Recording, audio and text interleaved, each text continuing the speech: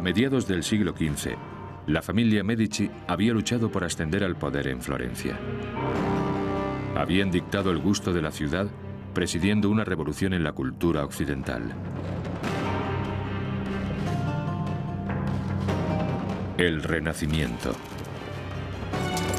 Bajo la protección del nuevo líder, Lorenzo Magnifico, el Magnífico, surgieron los mejores artistas que ha visto el mundo. Botticelli, Leonardo, Miguel Ángel.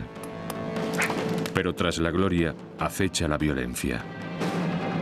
Las semillas de un terrible contragolpe religioso que llevaría a la ciudad, a los Medici y al Renacimiento al borde de la destrucción.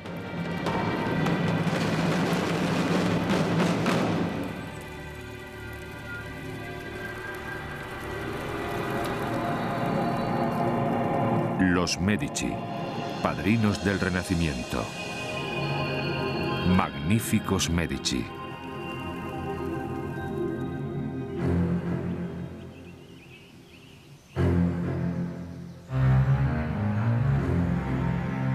Agosto de 1466. La familia más poderosa de Florencia, los Medici, estaba en peligro. Corrían rumores de un golpe de estado por parte de familias rivales, decididas a hacerse con el control de la ciudad.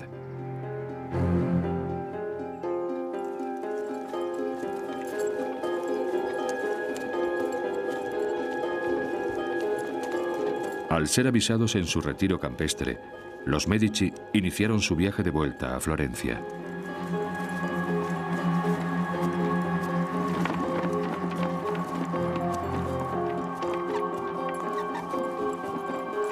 Su seguridad en los caminos abiertos dependía de la vigilancia de dos hermanos, Giuliano y Lorenzo, herederos de la dinastía Medici.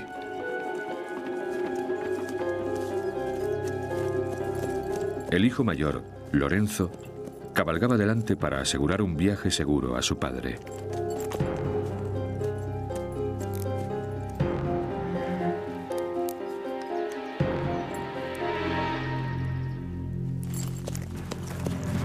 Pero no era a Lorenzo a quien perseguían los asesinos. Sabían que para derrocar a la familia tendrían que deshacerse del padre, el jefe.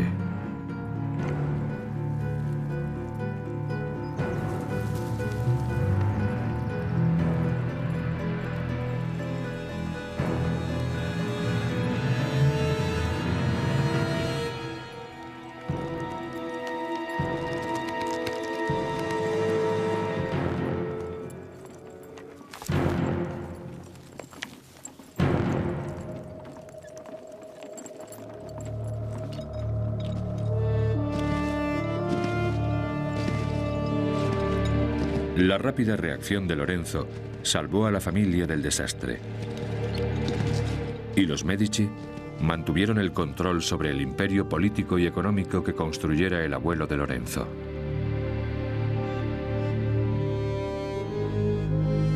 Pero este legado tenía un precio.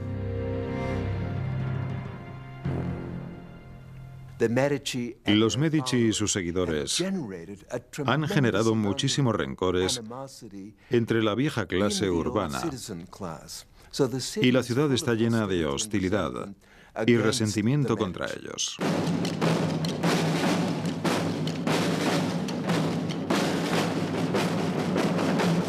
La familia era vulnerable. Necesitaban nuevos aliados, aliados más allá de los muros de Florencia. Los Medici están muy intranquilos por su futuro. Se dan cuenta de que en Florencia no tienen la autoridad necesaria. Por tanto, necesitan el respaldo de familias militares de fuera de Florencia. Y por primera vez en la historia de la familia Medici, buscan esposas fuera de la ciudad.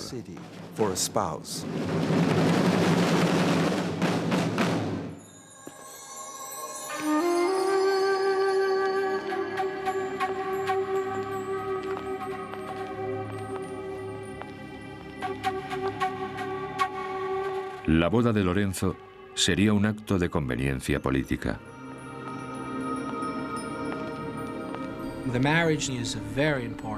El matrimonio es muy importante porque establece un vínculo entre una familia florentina mercantil y una de las familias más poderosas de la aristocracia romana.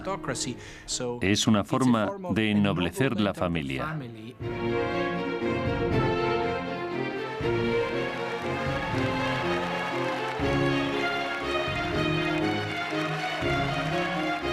Clarice Orsini fue una sabia elección.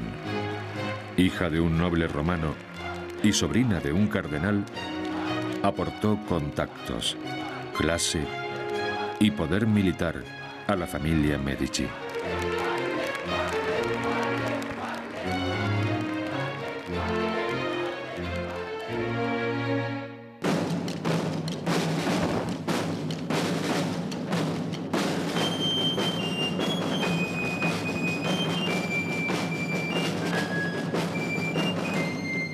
La boda se celebró con 5 magníficos banquetes. Para los amigos de los Medici, era el amanecer de una nueva y trepidante era.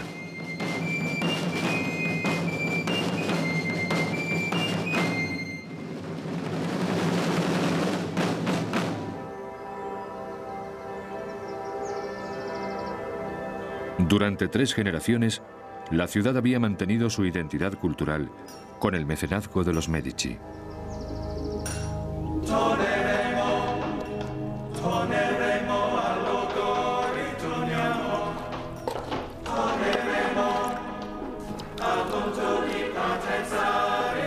Florencia se había convertido en una fábrica de cultura donde los artistas competían por conseguir el siguiente encargo importante. Para los talleres de la ciudad, el negocio nunca había ido mejor. The scene in one of these places must have been extraordinary, absolute chaos. El panorama en uno de aquellos lugares tenía que ser increíble, el caos total, con clientela entrando y saliendo, mirando cómo iba el trabajo, encargando nuevas obras, gente mezclando colores en una esquina, esculpiendo bloques en otra.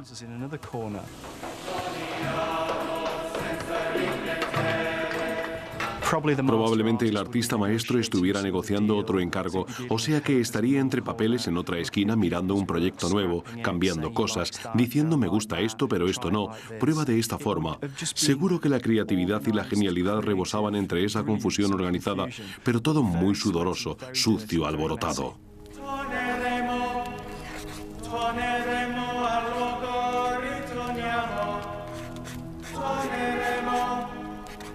Los Medici se habían creado una reputación como creadores del gusto en Italia. Ya habían descubierto a un artista joven y talentoso que exploraba un nuevo y radical estilo artístico. Bajo el mecenazgo de los Medici, abriría nuevas puertas y definiría el Renacimiento en sí. Se llamaba Sandro Botticelli. El joven Botticelli tuvo su papel en la creación de un arraigado mito de los Medici. Su cuadro, La adoración de los magos, colocaba a la familia de Lorenzo en el corazón de la Natividad. La obra glorificaba al padre de Lorenzo, a su hermano y a él mismo. Pero también contenía un autorretrato. Botticelli se colocó entre el círculo de amigos de la familia.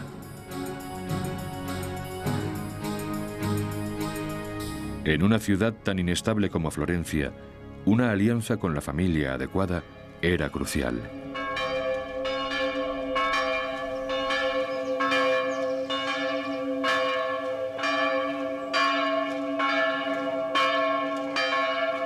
En 1469, los Medici afrontaban de nuevo la incertidumbre. A las pocas semanas de la boda, el padre de Lorenzo y de Giuliano sucumbía finalmente a su enfermedad.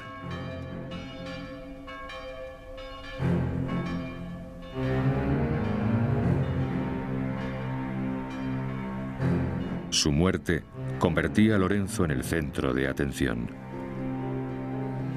Los hombres más destacados de la ciudad venían a nuestra casa a consolarnos y me animaban a seguir cuidando de la ciudad como habían hecho mi padre y mi abuelo.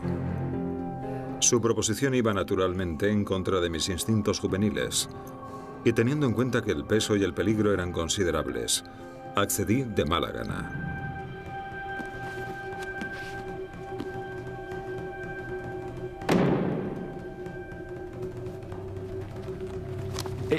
Es un momento grandioso. Se convierte en el primer ciudadano de Florencia. Es el hombre principal.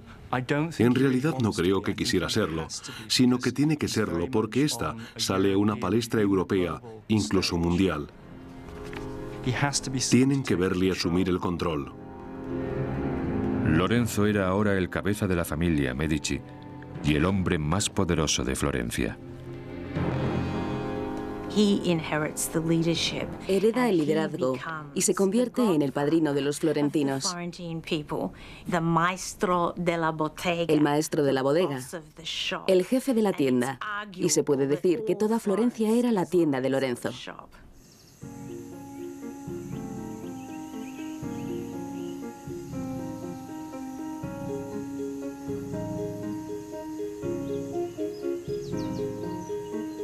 Lorenzo se adaptó a su nuevo papel con facilidad, abriendo sus puertas al pueblo de Florencia.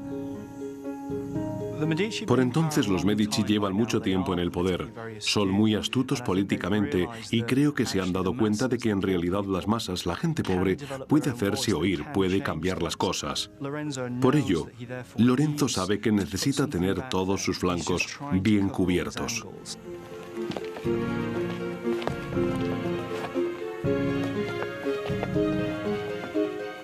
A cambio de cualquier cosa que pudieran permitirse, Lorenzo ofrecía ayuda a los ciudadanos corrientes de la Toscana. Todo el sistema de gobierno, por lealtad personal, es muy mediterráneo.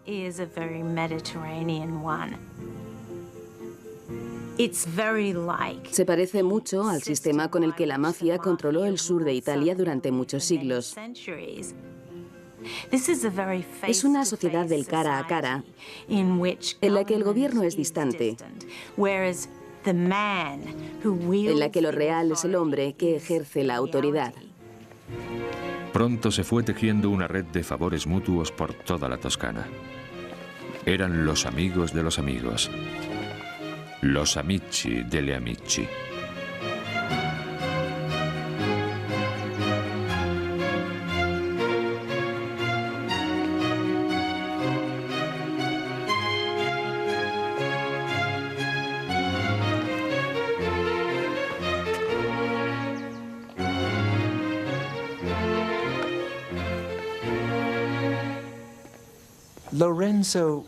Lorenzo, ofreciendo favores, teniendo un amplio círculo de amigos, consigue hacerse un hueco en esta ciudad como una especie de semidictador.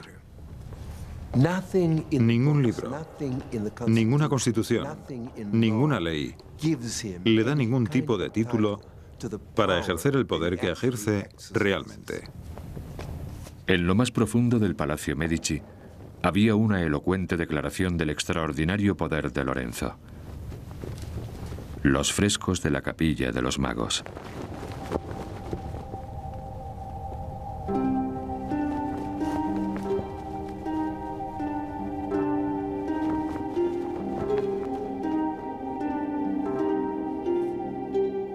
Ocupando las 4 paredes, desfilando por las montañas de la Toscana, había 3 generaciones de la familia Medici. Rodeando a la familia, cientos de sus fieles amigos y seguidores. Entre ellos, príncipes y reyes de Allende los mares y las criaturas más exóticas que había visto Florencia. La capilla de los Medici es como una pequeña joya de la Toscana en el centro de aquel enorme palacio de piedra. Reluce y centellea con sus apliques de oro. y sus colores iridiscentes. La familia Medici, sus aliados y amigos, aparecían participando en la procesión bíblica de los magos.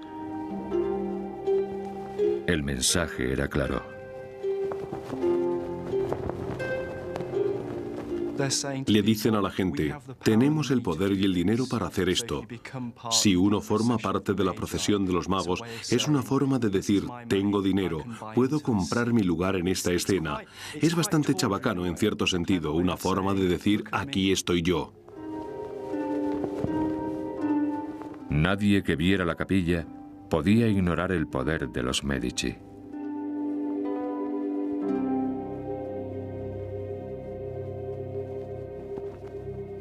Lorenzo había nacido con grandes privilegios, pero también se había criado aprendiendo.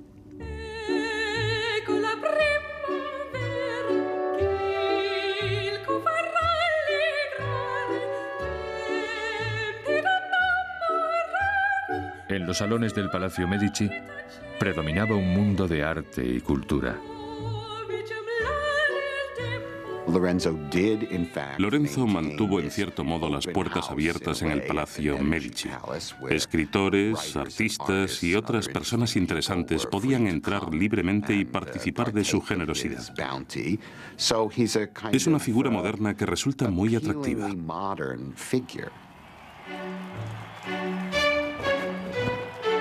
En un mundo dominado por la Iglesia, Lorenzo inyectó un espíritu de libertad secular. Y en su propia poesía, intentó captar el estado de ánimo de su ciudad. Cuán bella es la juventud. Juventud que tan pronto se va. Que aproveche el momento aquel que pueda ser feliz, pues el mañana podría no venir. Lorenzo es el alma de la ciudad. Como hombre joven que es, le gusta la ciudad, es muy moderno. Todos quieren estar con él. Es un hombre alegre. Pero bajo el carismático exterior de Lorenzo, se esconde un fuerte deseo por explorar lo nuevo y lo peligroso. Y no había en Florencia artista más radical que Botticelli.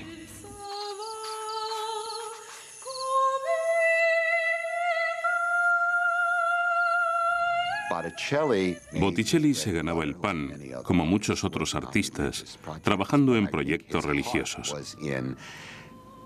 Pero creo que tenía el corazón puesto en cualquier tema que no fuera Jesucristo. La cualidad que daría rienda suelta a ese nuevo espíritu al que Lorenzo de Medici tanto animaba en Florencia.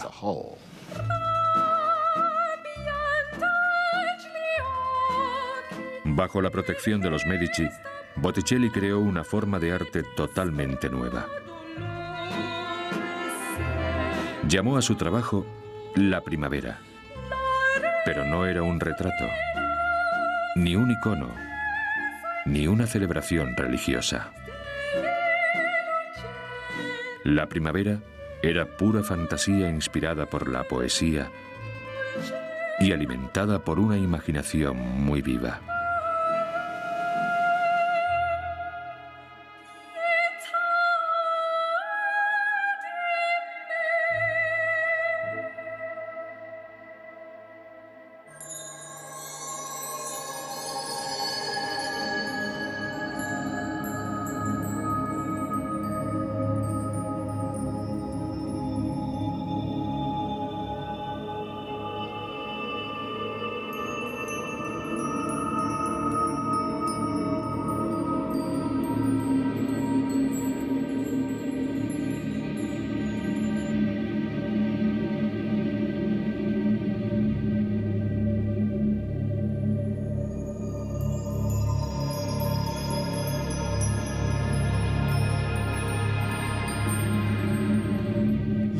Lorenzo da libertad a Botticelli.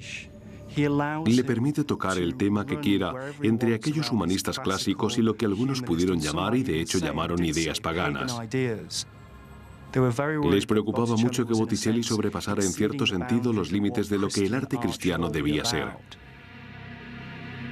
El cuadro de Botticelli mostraba a Venus, la antigua diosa de la belleza, celebrando la llegada de la primavera.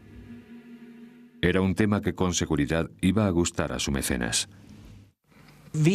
Venus es la primera criatura del universo pagano. Por tanto, se la asocia a la prosperidad, la juventud eterna y la fertilidad. Satisfacía perfectamente las necesidades de los Medici en la época, porque era la más pura expresión de aquella nueva era dorada. Una especie de renacer de la grandiosidad de Florencia bajo los auspicios de los Medici. Pero cuando el mundo de Lorenzo empezaba a florecer, emergían nuevas amenazas a su futuro.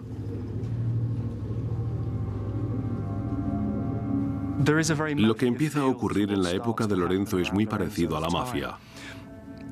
En Florencia siempre hubo familias grandes y poderosas que se disputaban el control del territorio.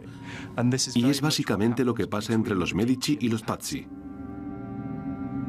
Los Pazzi eran una familia de banqueros rival. Como los Medici, gobernaban el barrio en el que vivían. Los Pazzi son la segunda familia más rica de Florencia. Pero también tienen la ventaja sobre los Medici de contar con un linaje más antiguo y más noble. En la familia habían existido caballeros desde el siglo XII y seguía habiéndolos en el siglo XV. Entre los Medici nunca hubo caballeros. Desde el momento en que Lorenzo asume el poder, procura apartarlos del liderazgo en Florencia. Marginados por el dominio de Lorenzo en la ciudad, los Pazzi decidieron ocuparse del asunto por su cuenta.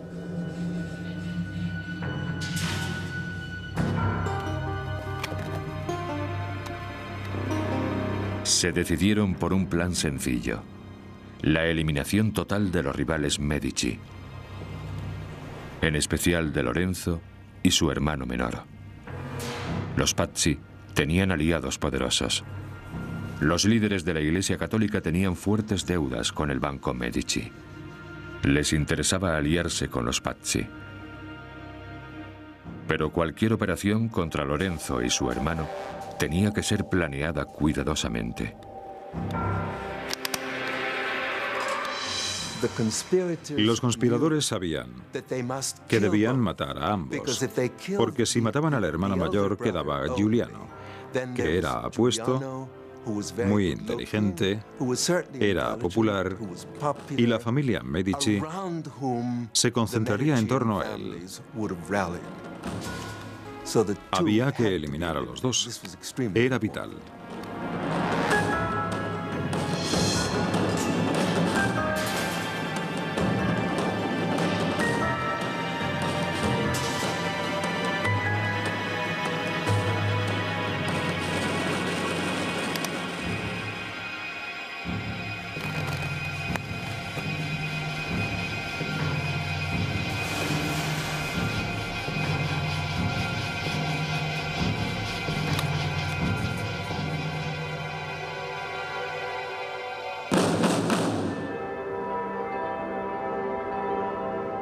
Mientras corrían los rumores de la conspiración, un nuevo complot empezaba a ser urdido. No pudo ser más sacrílego.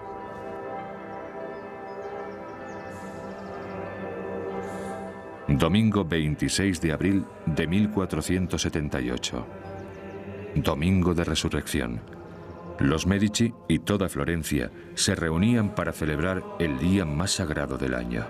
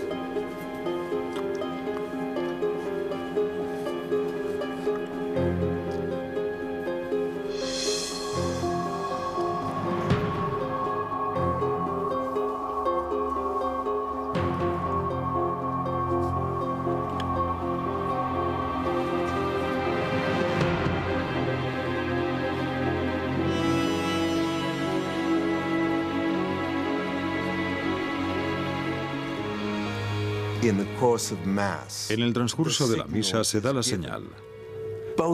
Ambos hombres estaban en la catedral al mismo tiempo y parecía el momento idóneo.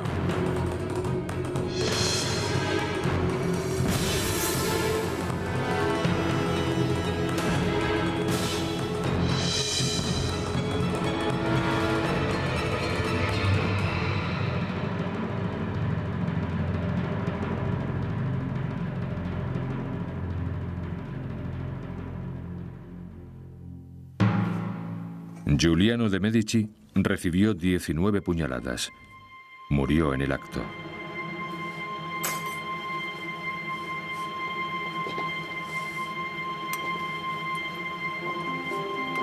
Pero Lorenzo no aparecía.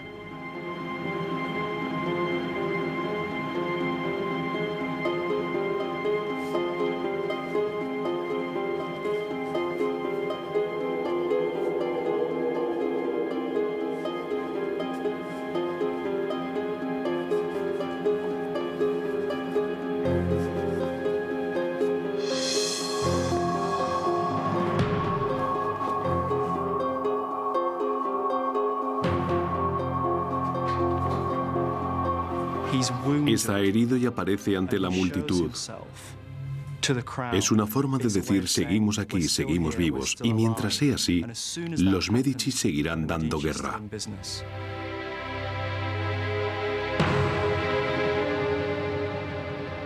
Medici había personas a su muestra, que fue...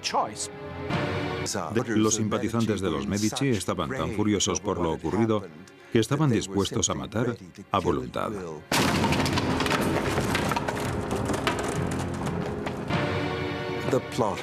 Los conspiradores se dan cuenta de que el juego ha terminado.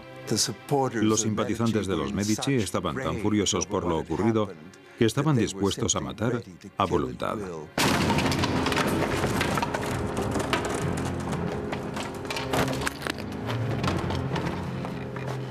La ciudad se vio inundada de violencia cuando los partidarios de los Medici exigieron venganza.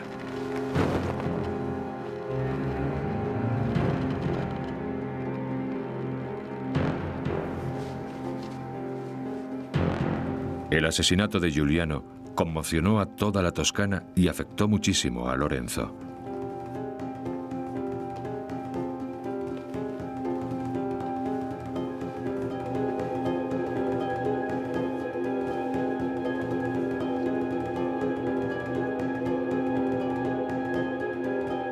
El poder Medici pendía ahora de un hilo.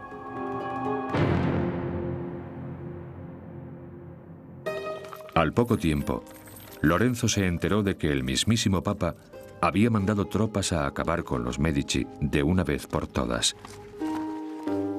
Lorenzo tenía que actuar. Decidió viajar solo a negociar con sus enemigos del sur. Se jugaría la vida por el bien de su ciudad. Quizás sea la voluntad de Dios que ponga fin a esta guerra, que empezó con la sangre de mi hermano y la mía propia, por mis propios medios. Los florentinos temían por su supervivencia. Hasta Lorenzo estaba preocupado, como observó uno de sus sirvientes. Parecía dos hombres, no uno. Durante el día estaba totalmente tranquilo, relajado, alegre y confiado. Pero por la noche se afligía con amargura por su mala fortuna y la de Florencia. Lorenzo viajó durante un mes aproximadamente, navegando casi 500 kilómetros por la costa italiana. Su barco atracó en Nápoles justo antes de la Navidad de 1479. Lorenzo llega a Nápoles con dinero y regalos para todos los cortesanos, con todo su encanto. Y se acuerda un tratado de paz entre ambos bandos. Aunque el Papa está muy descontento con el acuerdo, mucho, le hacen ceder casi a la fuerza.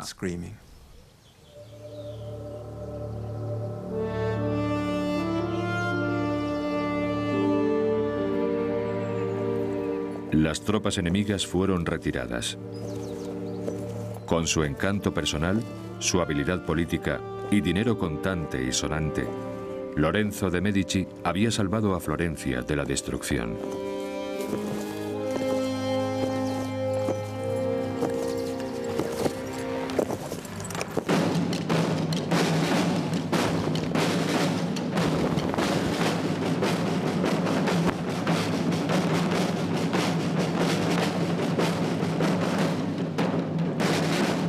Lorenzo fue aclamado por su agradecida ciudad Il Magnifico, el Magnífico.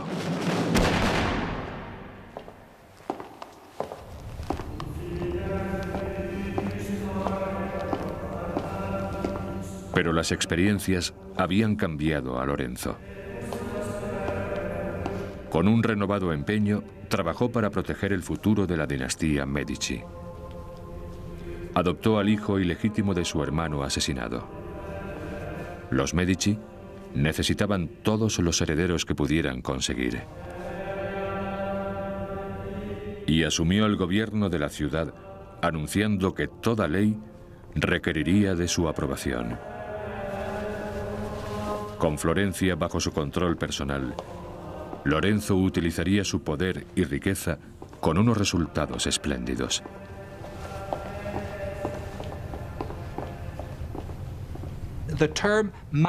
El término magnificencia es una palabra con un poderoso efecto en la época, porque alguien es magnífico, espléndido, si puede gastar dinero virtuosamente, y el mecenazgo es la mejor forma de hacerlo. La sola palabra de Lorenzo podía hacer o destrozar una carrera artística.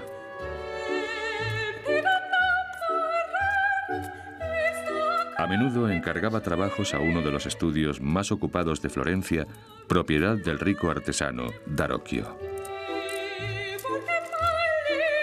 Darocchio dejaba gran parte de los trabajos rutinarios a un grupo de aprendices. Uno de ellos empezaba a mostrar indicios de una destreza extraordinaria que se alejaba de todo lo que había visto Lorenzo.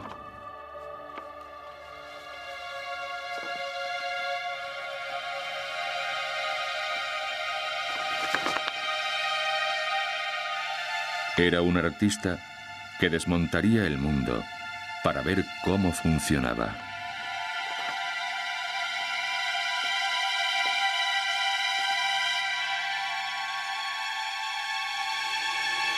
Destacaría entre los demás. Se llamaba Leonardo da Vinci.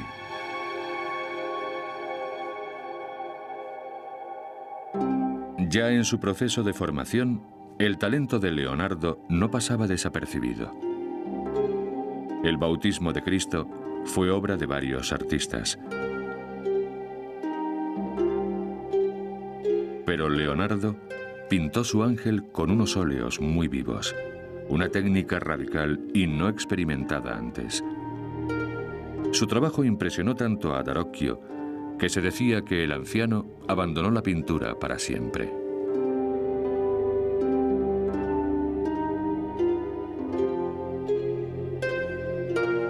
Leonardo estaba decidido a reflejar los detalles del mundo natural.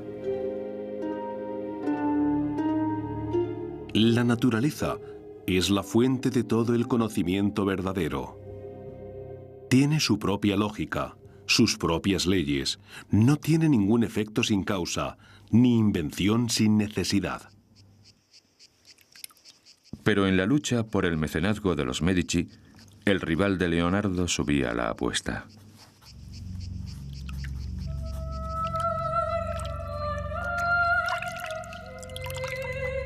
Inspirado por la escultura clásica de la colección privada de Lorenzo, Botticelli llevó su estilo radical a extremos nuevos.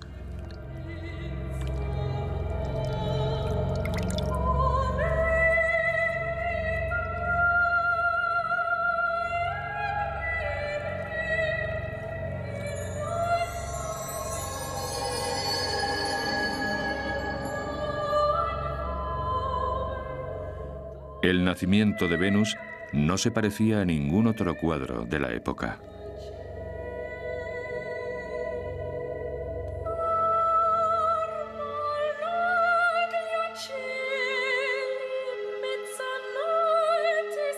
encargo privado para la familia Medici, era una atrevida celebración del deseo humano.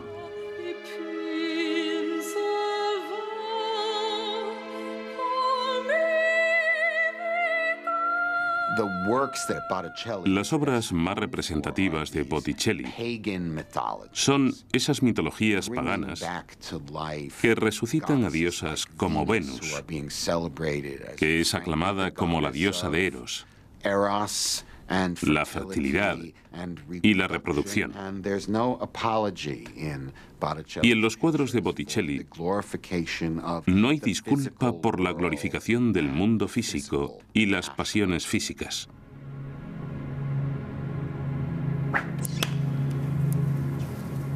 Pero la libertad que compró Lorenzo para Florencia estaba a punto de ser amenazada. Un hombre pensaba que Lorenzo conducía a la ciudad por un sendero decadente hacia la destrucción. Un monje dominico llamado Savonarola.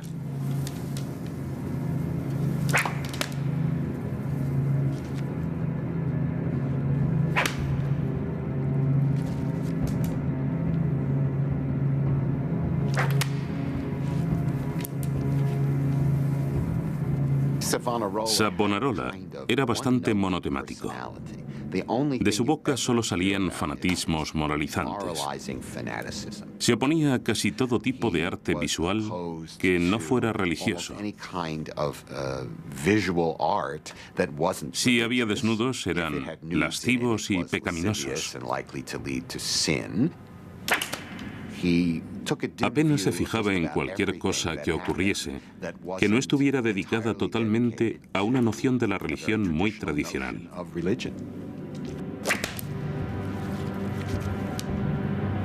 Escribió a su padre cartas llenas de furia.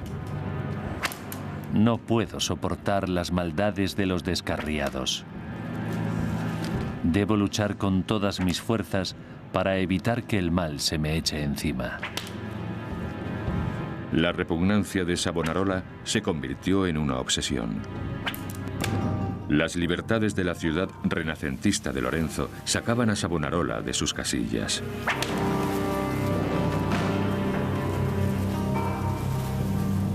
Asqueado por lo que veía a su alrededor, dirigió todo su odio contra Lorenzo, centrando en él todo lo que fuese pecaminoso.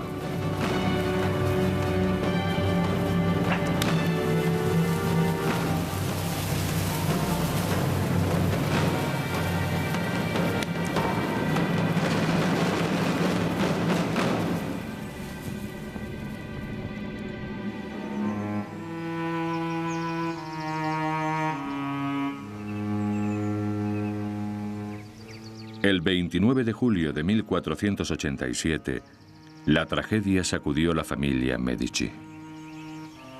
La esposa de Lorenzo, Clarice, murió repentinamente de tuberculosis. Solo tenía 34 años. Lorenzo lamentó la pérdida de sus seres más queridos.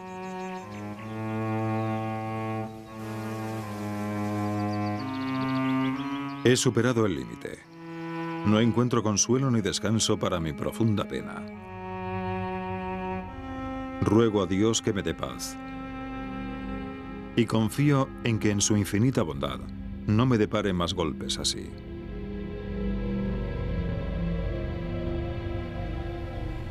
Lorenzo encontró consuelo, como siempre, en el arte. En 1488 fundó la primera escuela de bellas artes de la historia, cediendo esculturas clásicas de su valiosa colección para su estudio. Allí descubrió a un talento precoz que trabajaba con mármol por primera vez.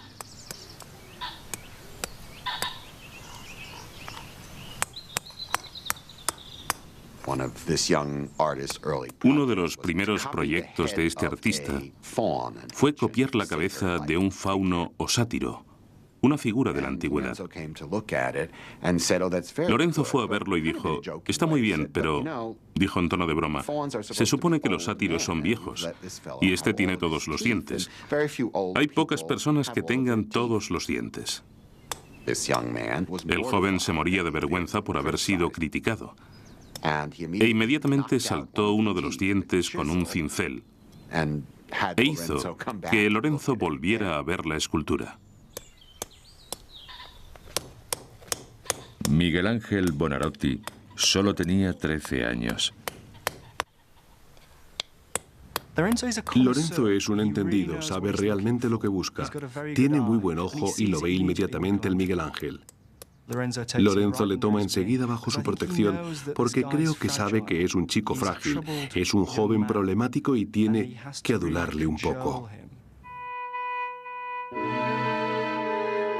Lorenzo decidió introducir a Miguel Ángel en su familia.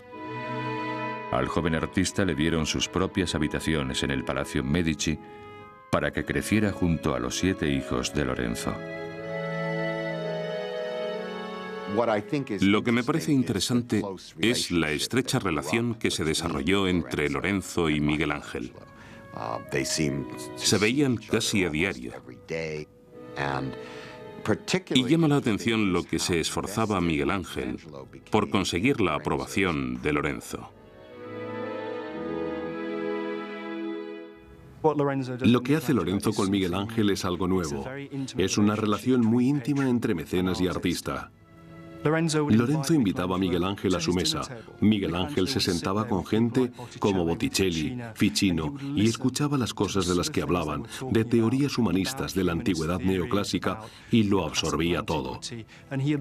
Se puede apreciar en las esculturas, en los dibujos y en los cuadros de aquel periodo de la vida de Miguel Ángel.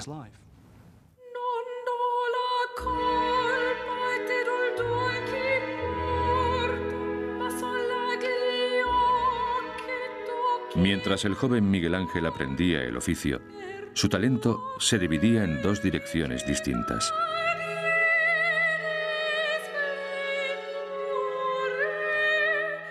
Se dedicaba con gran devoción a temas religiosos tradicionales.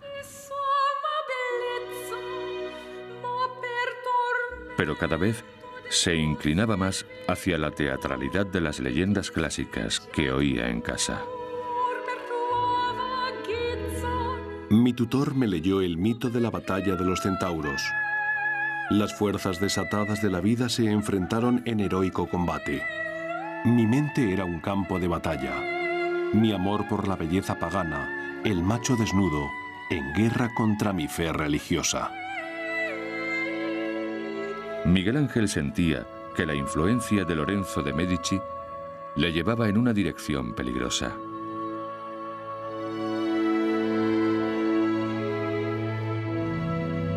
Y no estaba solo. Savonarola había encontrado público para sus creencias.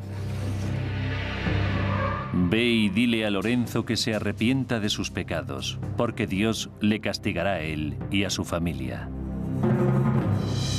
Creía que podía prever el futuro y lo que preveía era que la decadencia del dominio de Lorenzo conducía a la caída de Florencia.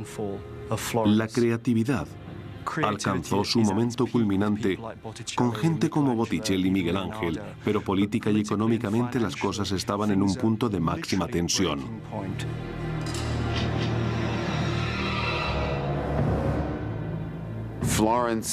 Florencia estaba dividida por la mitad entre los que querían un estilo de vida elegante, intelectual y secular, y los que sentían que Savonarola tenía su parte de razón, que la sociedad se estaba descarriando en esta nueva dirección.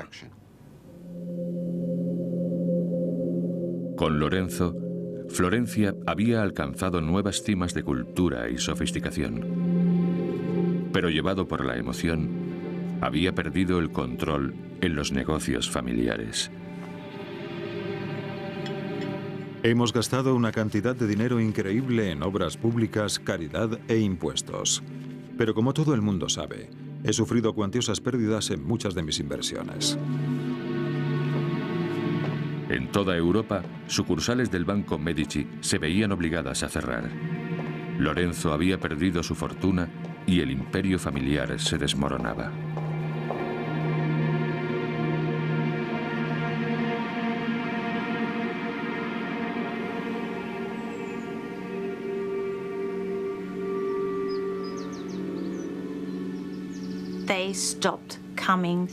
Dejaron de cumplir con sus amistades. Todo su poder se basaba en ser padrinos, en mantener ese círculo de simpatizantes reales con quienes tenían obligaciones y quienes, lógicamente, esperaban que cumpliesen con ellas. Había más gente pidiendo favores que favores para repartir. E inevitablemente algunos se iban con las manos vacías e insatisfechos.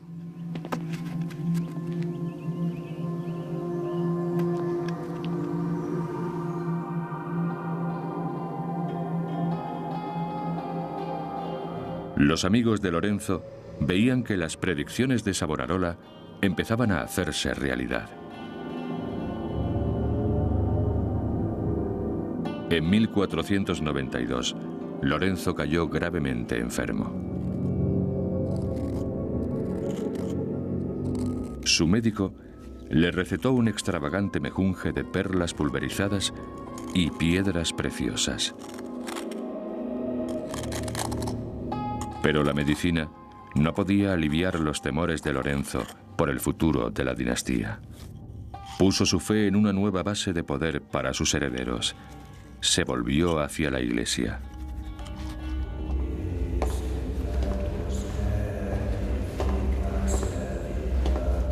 Con solo 16 años, Giovanni de Medici ya era cardenal. El puesto le había costado a Lorenzo una fortuna que a duras penas podía permitirse.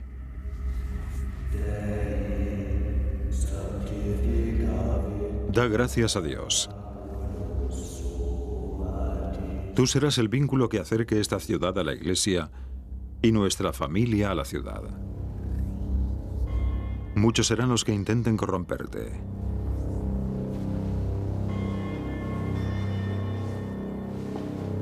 Lorenzo sabía que se moría. Y ahora necesitaba algo que el dinero no podía comprar. Todos tus escritos sobre la juventud, los libros de tu biblioteca y todos los autores que escriben sobre filosofía clásica no son prácticos en lo que más necesitas en ese momento, que es la redención de todos los pecados que has cometido.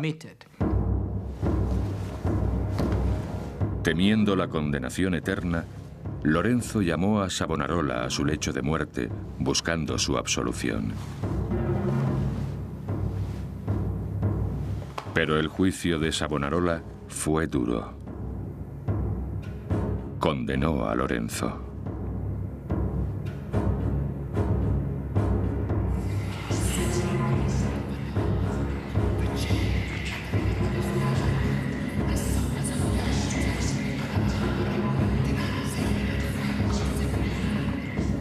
¿Y si Dios realmente no veía con buenos ojos el trabajo de toda su vida?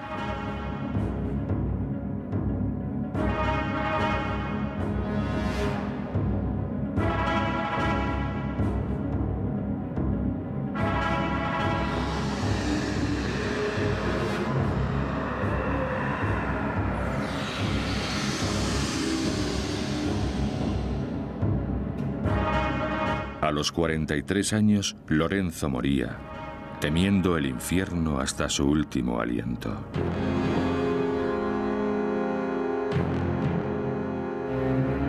Desaparecido Lorenzo, Savonarola aprovechó su oportunidad. Mirad, la espada ha descendido. El azote ha caído. Las profecías se están cumpliendo. Arrepiéntete, oh Florencia, mientras aún haya tiempo.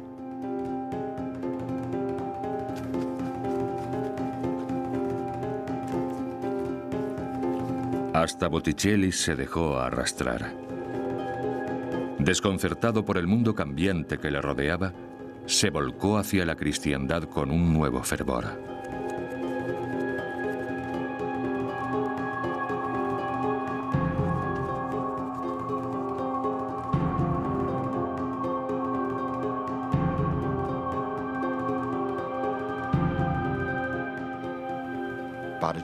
Botticelli hizo bastantes cuadros sobre temas religiosos apocalípticos que le sugerían los sermones de Savonarola.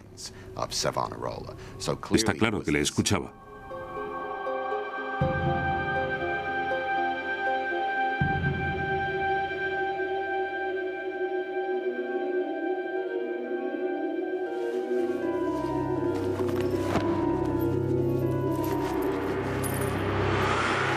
Bajo el régimen fundamentalista de Savonarola, las prostitutas eran golpeadas y los homosexuales quemados. Toda exhibición de maquillaje o joyas quedó prohibida.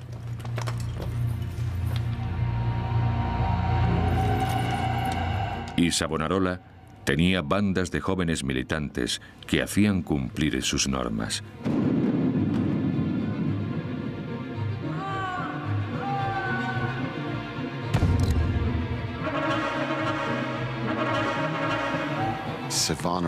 Savonarola quería crear el reino de Dios en la tierra, costase lo que costase.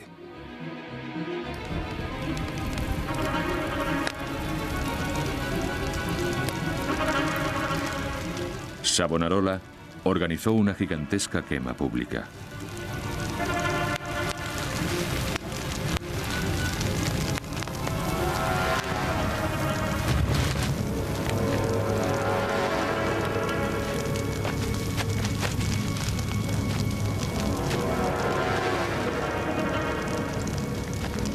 A las llamas fueron libros y figurillas, pelucas, cosméticos y joyas. Todos los accesorios del alegre renacimiento de Lorenzo.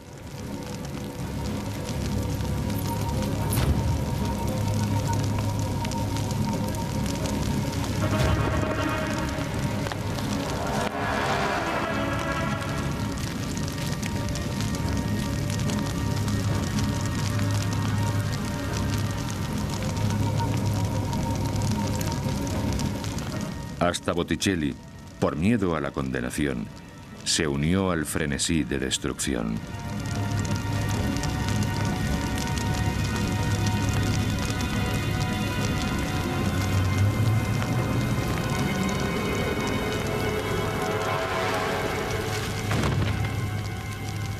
Arrojó sus propios cuadros a las llamas.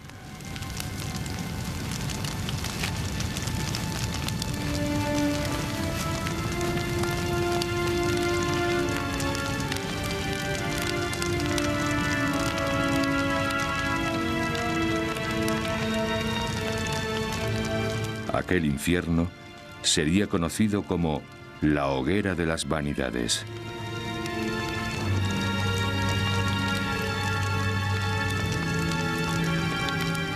Florencia buscaba la salvación y se había convertido en una imagen del infierno.